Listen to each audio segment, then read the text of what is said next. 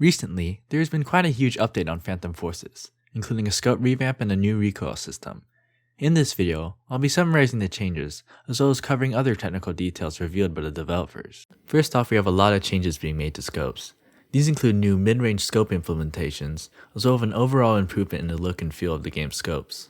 An example of this is the implementation of eye relief blur effects that occur when using real-life scopes.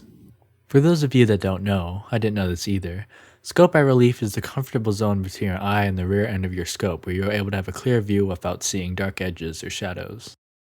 On the technical side, these scopes use the glass material in Roblox to make the rest of the scope not render.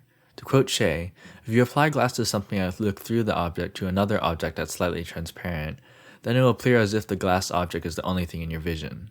However, this has been called experimental, so it may be changed in the future. Looking through the glass material means that no particles will show up when using the sight. Thus, the developers created part-based muzzle flashes, bullet holes, and tracers so they can be seen when sighted. The developers have gone away with static muzzle flash meshes that appeared for a single frame and are being replaced with 3D muzzle flashes. According to Lito on Discord, these will be further refined later on. These also make muzzle flashes much more visible when viewing from the third person. According to Discord, Axis Angle created a way to make tracers visible when using scopes by using deformable meshes.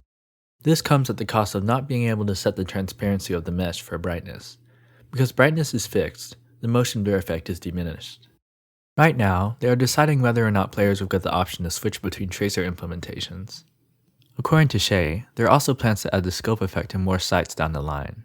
There is also a new internal recoil system, which comes with the addition of detailed recoil stats and a really helpful recoil simulation display.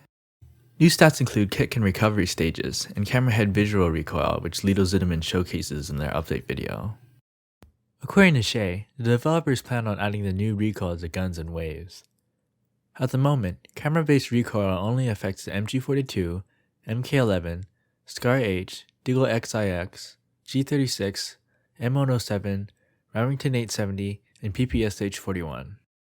Finally, we have underrated quality of life improvements. These include updates to the weapon stats display, an internal revamp on how attachment stats are applied, as well as the cleaning of hundreds of weapons/attachments module scripts. While not as noticeable as the other changes, these are still going to be extremely helpful. Now let's take a dive into the finer technical details. I'm not going to cover every single thing, but some of the more visible changes.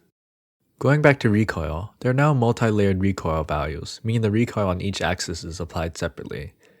Speed and damping are defined depending on the axis and its layer.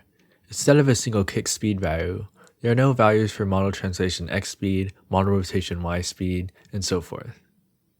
This comes along with new camera recoil, camera head recoil, which changes the camera direction without changing the point of aim, and camera body recoil, which changes camera direction and the point of aim. There are also recovery layers, from which my understanding set the recoil back to its recovery values after a certain delay.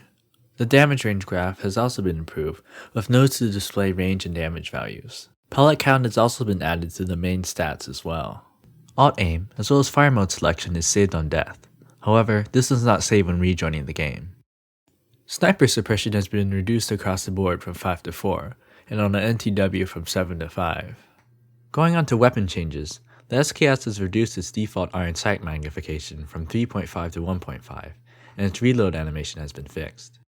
The M4's damage 1 stat has been increased from 19 to 20. Depleted uranium ammo has also seen some changes, including now multiplying the head multiplier base value by 1.1, and multiplying the torso multiplier base value by 0.9. Finally, the sparkler's walk speed has been changed from 14.5 to 17.5.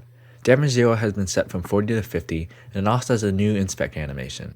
And with that, we have concluded the major aspects of this update. To see a full list of changes, please watch Lito Zitterman's video and check the documentation on Discord.